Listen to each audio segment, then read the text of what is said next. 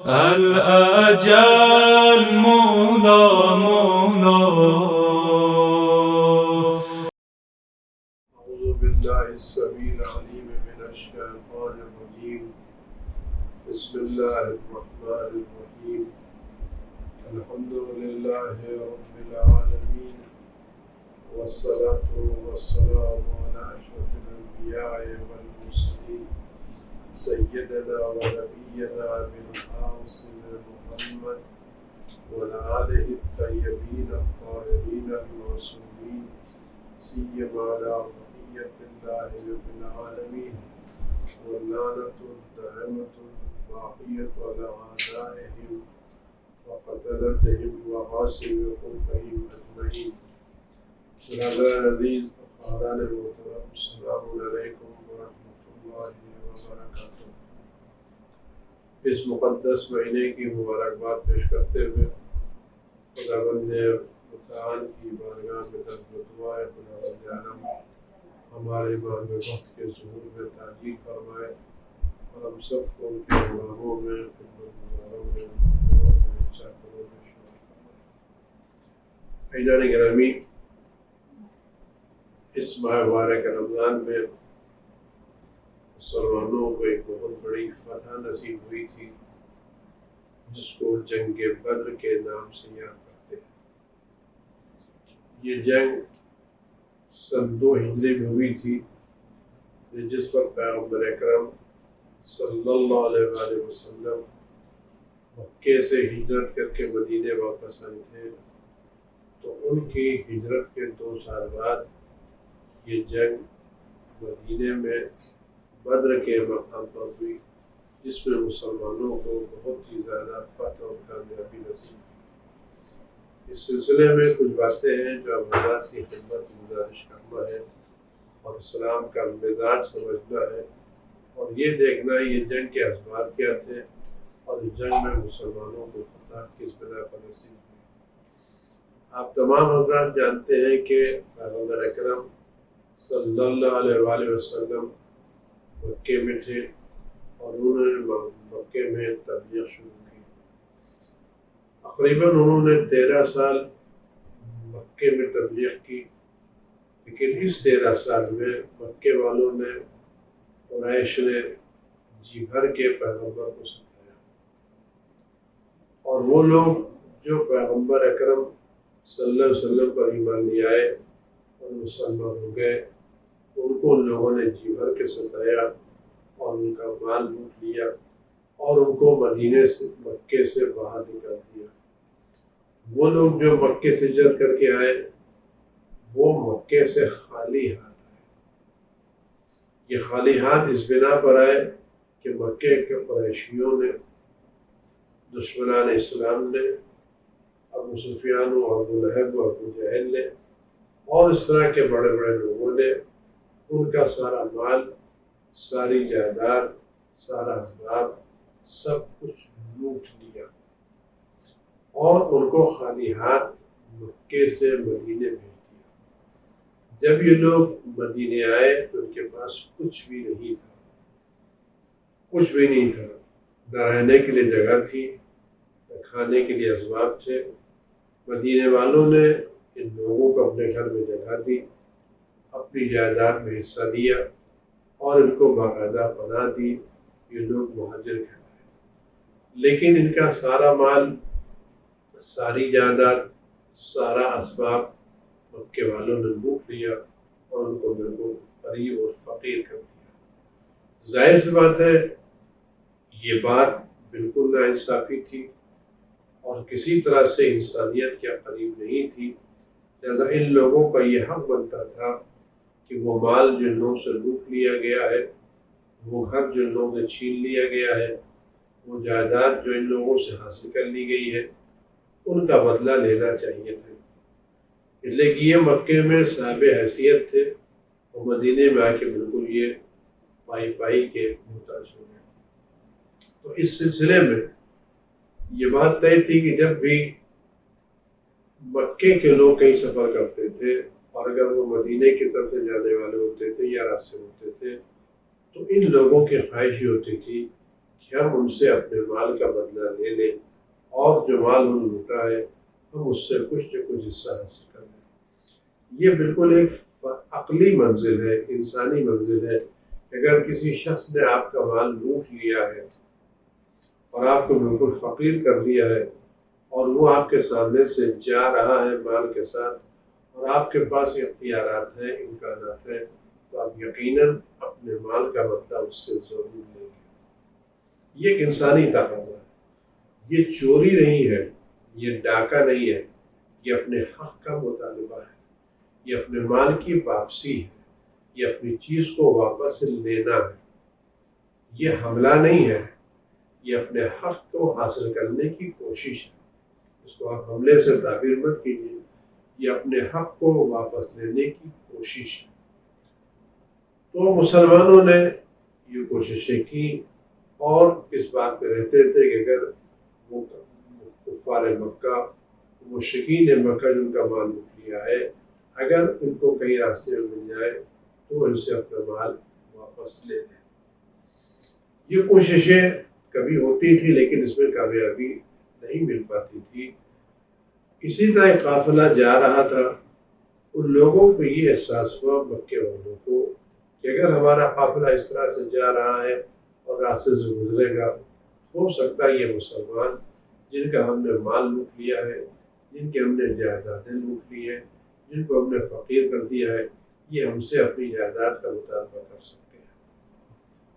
ان لوگوں نے کوشش یہ کی کہ ہم کیوں نہ ان مسلمانوں کو، ان کلمہ پڑھنے والوں کو، ان ایمان لانے والوں کو مدینے میں بھی جا کے ستائیں اور وہاں ان کے اوپر حملہ کریں اور ان کو قتل کریں، نابود کریں، تاکہ اسلام کا نام و نشان پوری طرح سے مٹ جائے اور دنیا میں کوئی اسلام کا نام لینے والا باقی نہ رہے۔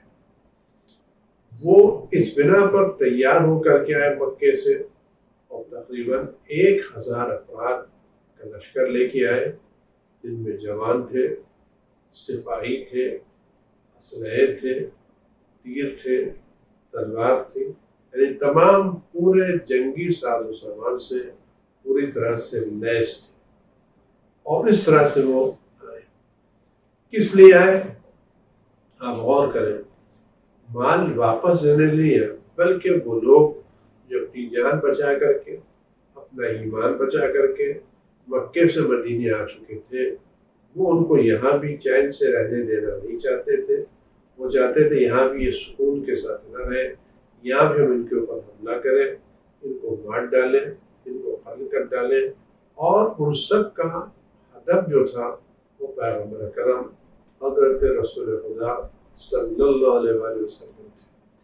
جب وہ مکے میں کامیاب ہو سکے تو انہوں نے کہا کہ ہم مدینہ جانے کے بعد جب مسلمانوں کی تعداد کم ہے، بہت زیادہ نہیں ہے، اور ان کے پاس اسباب بھی نہیں ہے، ساز و سامان جنگ بھی نہیں ہے، لہٰذا ان پر حملہ کر دینا ہمارے لیے آسان ہے۔ ہمارے پاس طاقت ہے، قوت ہے، سپاہی ہیں، اسلحے ہیں، لہٰذا ہم اپنی اسلحوں کے ساتھ، اپنی طاقت کے ساتھ ان مسلمانوں پر حملہ کریں گے اور یہ باقاعدہ منظم حملہ کریں گے، اور حملہ کرنے کے بعد مسلمانوں کو بھی قتل کریں گے اور مسلمانوں کے ساتھ رسول خدا صلی اللہ علیہ وسلم کو بھی قتل کریں گے۔ اور ان کو قتل کرنے کے بعد دین اسلام کا خاتمہ ہو جائے گا اور ہمارا جو مشن ہے کہ ہم دین کو تباہ کر ڈالیں، برباد کر ڈالیں اور اس دین کو پھیلنے نہ دیں، اس میں ہم پوری طرح سے کامیاب ہو جائیں گے۔ لہٰذا وہ اس مقصد کے تحت حملے کے لیے مکے سے نکلے اور لشکر والوں کو ساتھ لے کر کے نکلے، سپاہیوں کو، جانداروں کو، فوج کو، اسلحے کو ساتھ لے کے نکلے۔ ظاہر سی بات ہے کہ ہر ملک کی یہ ذمہ داری ہوتی ہے کہ اپنی سرحدوں کا خیال رکھے اور اس کو یہ احساس ہونا چاہیے کہ دشمن کیا حرکت کر رہا ہے۔ غفلت کا نتیجہ شکست ہے، ہار ہے۔ لہٰذا دنیا میں جتنی بھی حکومتیں ہیں وہ سرحدوں پر اپنے دشمنوں کی باقاعدہ نگرانی کرتی ہیں۔ ایسا نہ ہو کہ ایک بارگی حملہ ہو جائے اور ہم خواب غفلت میں پڑے رہیں اور ہم کوئی دفاع نہ کر سکے.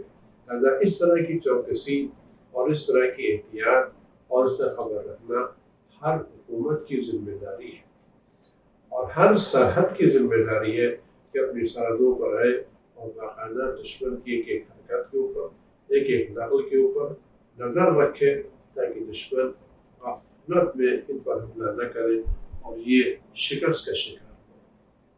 یہ ایک انسانی ذمہ داری ہے اور ہر ملک کی ذمہ داری اس طرح کا کام کرنا ہے.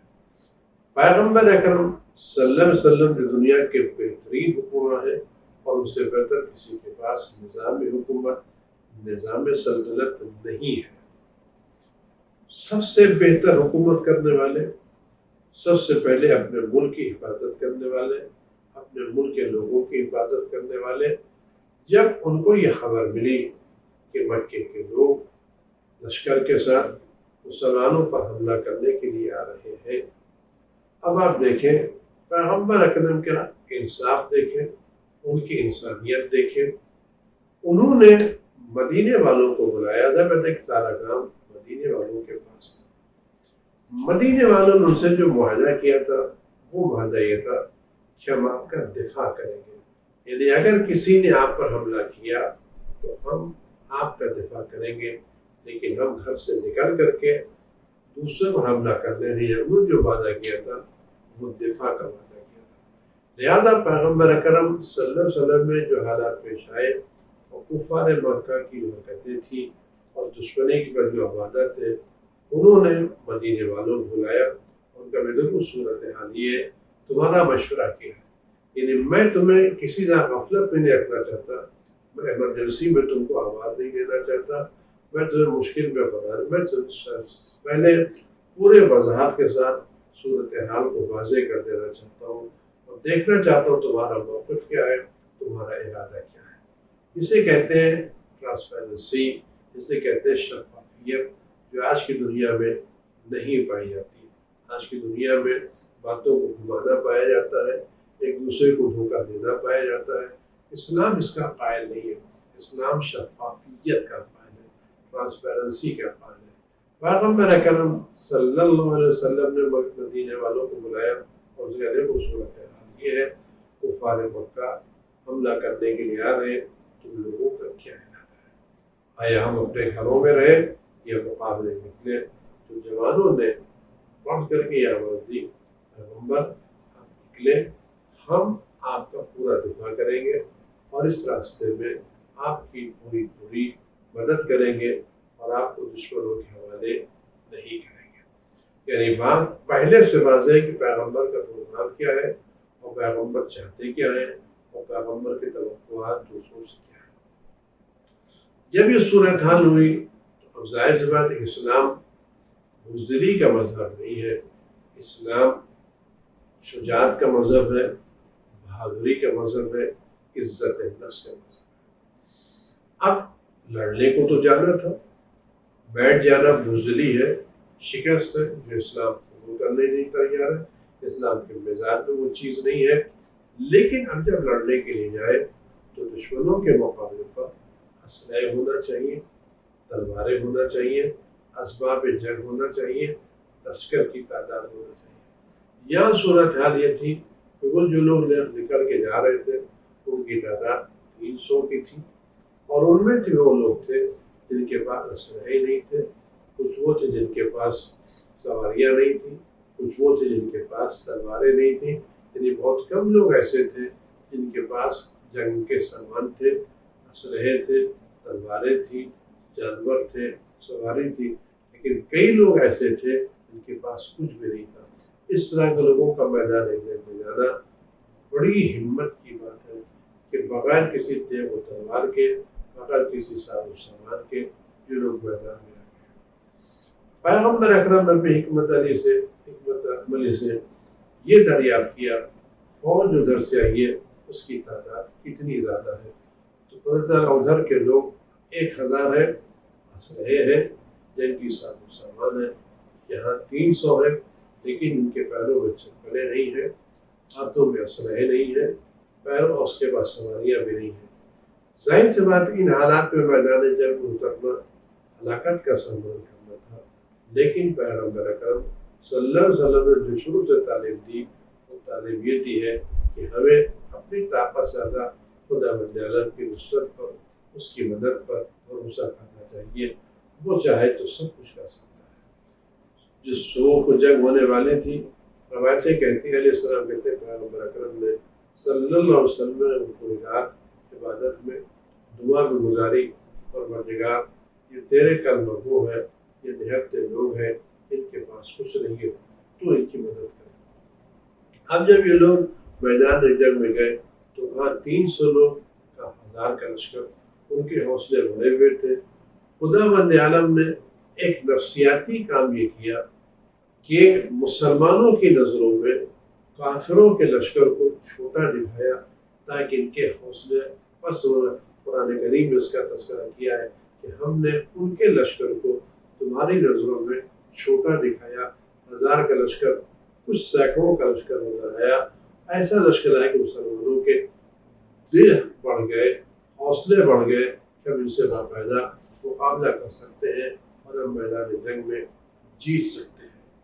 خدا بندہ ایک طرف سے مسلمانوں کو قرآن کی آیت کے مطابق مسلمانوں کی نظروں میں کافروں کے لشکروں کو کم دکھایا، ان کے حوصلے بڑھا دیے۔ دوسری طرف اس نے جو مسلمان تھے بھی 300 کے، کافروں کے نظر میں اس سے بھی کم دکھائے تاکہ ان کو یہ احساس ہو ارے ان کے لیے تیاری کرنے کی کیا ضرورت ہے، ان کے لیے ساز و سامان کی کیا ضرورت ہے، ان کو تو ہم چٹکی میں مسل دیں گے، ان کو تو کام کر دیں گے۔ اس سے کیا ہوا کہ وہ جو تیاری کرنا چاہتے تھے، وہ جو ایک مشن کیا چلنا چاہتے تھے، وہ جو ایک پلاننگ کرنا چاہتے تھے، ایک باقاعدہ حکمت عملی بنانا چاہتے تھے، وہ حکمت عملی بنانے میں وہ پوری طرح سے ناکام ہو گئے۔ ارے یہ تو نہتے لوگ ہیں، ان کے پاس کچھ نہیں ہے، ان کو موت کی گھاٹ اتار دینے میں کتنی دیر لگے گی، یہ تو بہت آسان ہے، چھوٹے چھوٹے لوگ ہیں۔ تو وہ ان کی ساری حکمت عملی اس طرح کی نگاہ سے ختم ہو گئی۔ دیکھیے خدا نے ایک کام کیا لیکن دونوں کو ایک ہی طرح کی چیز دکھائی، لیکن دونوں کے اثرات الگ الگ ہوئے۔ مسلمانوں کی نظروں میں کافروں کو کم دکھایا، کافروں کی نظروں میں مسلمانوں کے لشکروں کو کم دکھایا، دونوں ایک دوسرے کو کم دیکھا، لیکن دونوں پر اثرات الگ الگ مرتب ہوئے۔ آپ دیکھیں یہ الہی کام ہے، خدا ایک ہی کام کرتا ہے لیکن اثرات دو الگ الگ مرتب ہوتے ہیں۔ مسلمانوں نے کافروں کے لشکر کو کم دیکھا، کافروں کے لشکر نے مسلمانوں کے لشکر کو کم دیکھا۔ اثرات کیا مرتب ہوئے؟ اس کم دیکھنے کی بنا پر مسلمانوں کے حوصلے بڑھ گئے، ان میں شجاعت کا خون دوڑنے لگا، مقابلے کے تیار ہو گئے۔ دشمنوں کا اثر یہ ہوا کہ ان کی وہ سست ہو گئے، ان کی حکمت عملی ناکام ہو گئی۔ وہ جو تیاری کر کے آئے تھے اس تیاری سے بھی وہ اپنے آپ کو پیچھے ہٹانے لگے۔ یہ ہے کار خدا، ایک ہی کام ہوتا ہے لیکن خدا اس کے مختلف اثرات رکھتا ہے، خدا سے کوئی جیت نہیں سکتا۔ وہ لوگ میدان جنگ میں اترے اور یہ سوچ کر کے اترے ہم یہ کام کریں گے، لیکن خدا بند عالم نے پیغمبر کی دعا کو قبول فرمایا اور آواز دی ہم نے بدر کے موقع پر تمہاری مدد 1000 فرشتوں سے کرائی ہے۔ یعنی انسان یہ درس ہے کہ دیکھو خدا کی راہ میں نکلنے تو کبھی اپنے وسائل کی کمی کی بنا پر مایوس نہ ہونا، شکستہ دل نہ ہونا، کبھی بھی حوصلہ پست نہ ہونا، بلکہ خدا پر بھروسہ کر کے نکلنا۔ کیوں؟ یہی اسلام کی تعلیمات ہے۔ تم اب دیکھو یہاں پر آ کے دیکھ لے، کافر اپنے لاؤ لشکر پر بھروسہ کر کے آئے تھے، مسلمان خدا پر بھروسہ کر کے آئے تھے۔ وہ لاؤ لشکر پر بھروسہ کرنے والے ہار گئے، یہ خدا پر بھروسہ کرنے والے جیت گئے۔ یہ سنت آج بھی باقی ہے، یہ سنت آج بھی باقی ہے اور ویسے ہی باقی ہے جیسے کل باقی تھی۔ کافر میدان جنگ میں آئے، حملہ کرنے لگے، پیغمبر پر حملہ کرنا چاہتے تھے، لیکن مولا کہلا حضرت علی بن ابی طالب علیہ السلام اس میدان جنگ میں تھے۔ جناب حمزہ سید الشہداء لشکر اسلام کے سپہ سالار موجود تھے، پیغمبر کے چچا موجود تھے، یہ لوگ میدان جنگ میں آئے۔ تاریخ کہتی ہے کہ جتنے لوگوں کو سارے مسلمانوں نے مل کر کے مارا، جتنے لوگوں کو سارے مسلمانوں نے مل کے مارا اور جن کو قتل کرنے میں ملائکہ بھی شریک رہے. آپ غور کریں جن لوگوں کو مسلمانوں نے سارے مسلمانوں نے مل کے ہلاک کیا، مسلمانوں کے ساتھ ملائکہ نے مل کے ہلاک کیا، ان سب میں آدھے سے زیادہ کو صرف اکیلے علی بن ابی طالب نے موت کے گھر. جتنے لوگ جنگ بدر میں مارے گئے ان میں آدھے کو قتل کرنے میں سارے مسلمان اور 1000 ملائکہ شریک، اور آدھے میں صرف اور صرف علی بن ابی طالب علیہ السلام تھے اور کوئی ان کے ساتھ شریک نہیں تھا. باقی روایت یہ بھی ملتی ہے کہ اس آدھے میں صرف ایک علی بن ابی طالب علیہ السلام تھے اور باقی آدھے میں سب لوگ شریک تھے. اور اس آدھے میں بھی کتنے وہ تھے جن کا خاتمہ علی علیہ السلام نے کیا، یعنی ان آدھوں میں بھی علی شریک ہے اور اس علی کے آدھے میں کوئی شریک نہیں ہے. رسول خدا صلی اللہ علیہ وسلم نے علی علیہ السلام کے قصیدے پڑھے، لوگوں نے کام کیے اور اس طرح سے یہ جنگ مسلمانوں نے جیت لی. آپ غور کریں، اس بات کو غور کریں کہ یہ پوری جنگ مسلمانوں نے کیسی جیتی؟ اسلحے کی بنیاد پر نہیں، ساز و سامان کی بنیاد پر، اپنے ایمان کی بنیاد پر، خدا سے توکل کی بنیاد پر. 70 آدمی مارے گئے کافروں کے، اور وہ جو لشکر لے کے آئے تھے وہ بھاگ گئے. مسلمانوں کو اپنا مال واپس لینے کا موقع ملا، مسلمانوں نے وہ مال واپس لیا اور واپس لینے کے بعد بقیہ جو لوگ تھے ان میں سے تقریباً 70 لوگوں کو قیدی میں بنایا، مارا بھی، بھگایا بھی اور قیدی بھی بنایا. یہ قیدی کن کو بنایا گیا؟ یہ قیدی ان کو بنایا گیا جو پیغمبر اکرم قتل کرنے آئے تھے، مسلمانوں کو قتل کرنے. یعنی یہ گناہ لوگ نہیں تھے. ہر جگہ میدان جنگ میں جب کوئی ہار جاتا ہے تو دشمن کی فوج کو قیدی بنا لیا جاتا ہے. ہندوستان میں بھی جب ہندوستان نے پاکستان کو شکست فاش دی تھی تو کتنے لوگوں کو ہندوستان نے قیدی بنا لیا تھا. یہ فائدہ ہے جنگ کا. جب یہ قیدی بن کے آئے تو یہ کون لوگ تھے جو قتل کے بہانے سے نیت سے آئے تھے؟ پیغمبر اکرم نے آواز دی، دیکھو تم میں دو تین صورتحال ہے، یہ لوگ تم کو قتل کرنے کے لیے آئے تھے، آج تمہارے قبضے میں ہے، تم ان کو قتل بھی کر سکتے ہو، اور اگر چاہو تو ان کو آزاد بھی کر سکتے کچھ پیسے لے کر کے. لیکن یہ بھی اسلام کا ہے کہ جس نے جس قیدی کو پکڑا ہے تو اس قیدی کا حق ہے. جس نے جس دشمن کو پکڑا ہے وہ چاہے اس کو قتل کرے اور چاہے اس کو آزاد کر دے. تو مسلمانوں نے اپنی شرافت کا مظاہرہ کرتے ہوئے ان لوگوں کو آزاد کر دیا اور ہر ایک سے آزادی کے بدلے میں 4000 درہم لیے. اس طرح سے مسلمانوں کی اقتصادی حالت کچھ بہتر ہو گئی. لیکن ایک اور جو چیز تھی جو بہت ہی اہمیت کے حامل ہے، جس کو ہمیں غور کرنا چاہیے کچھ لوگوں کو تو پیسے لے کے چھوڑ دیا گیا، لیکن کچھ لوگوں کو کس شرط پر چھوڑ دیا؟ ان میں وہ کافر جو پڑھے لکھے تھے، جو کچھ جانتے تھے، ان سے کہا گیا کہ ہم آپ کو آزاد کر دیں گے، لیکن اس شرط پر آپ ہمارے بچوں کو لکھنا پڑھنا سکھا دیں. یعنی اسلام علم کے منزل میں اس منزل پر آتا ہے کہ اپنے دشمنوں سے بھی علم سیکھنے کے لیے تیار ہے، اپنے قاتلوں سے بھی علم سیکھنے کے تیار ہے، اور علم کے بدلے میں اپنے قاتلوں کو آزاد کرنے کے لیے بھی تیار ہے. آپ کو یہ صورتحال دنیا میں کہاں ملے گی جہاں کسی مذہب نے، کسی ملک نے تعلیم پر اتنا زور دیا ہو کہ وہ لوگ جو قتل کرنے آئے تھے، جو حملہ کرنے آئے تھے، جو اسلام کو نابود کرنے آئے تھے، جب وہ قید کر لیے گئے تو ان کو اس شرط پر آزاد کیا گیا ہم تم کو آزاد کر دیں گے تو ہمارے بچوں کو لکھنا پڑھنا سکھا دو. اگر آج یہی روش، یہی روح، یہی جذبہ آج کے مسلمانوں میں باقی ہوتا تو آج مسلمان کس منزل پر پہنچ چکے ہوتے.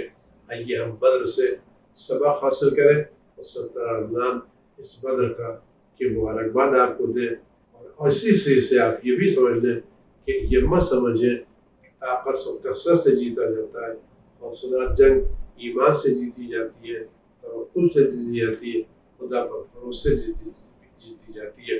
وہ خدا آج بھی زندہ ہے، رسول آج بھی زندہ ہے، ضرورت ہے ہمیں حوصلہ ہونے کی۔ آئیے میدان جنگ میں آئے اور آنے کے بعد یہ ثابت کر کے دکھائیں کہ ہم بھی بھروسہ کرتے ہیں، اور ہم اس وقت ہم جو جنگ ہم لڑیں گے ہماری جنگ کافروں سے نہیں ہے، اس وقت ہماری جنگ جہالت سے ہے، نادانی سے ہے۔ ہم وہ جنگ انشاءاللہ خدا کے بھروسے جیت جائیں گے، اور دنیا کی سب سے بڑی پڑھی لکھی قوم ہم بنا پائیں گے۔ خدا ہم سب کو توفیق دے علم کے میدان میں آگے بڑھنے کی، اپنے بچوں کو علم سے آراستہ کرانے کی۔ السلام علیکم ورحمۃ اللہ وبرکاتہ۔ اللهم صل على محمد وآل محمد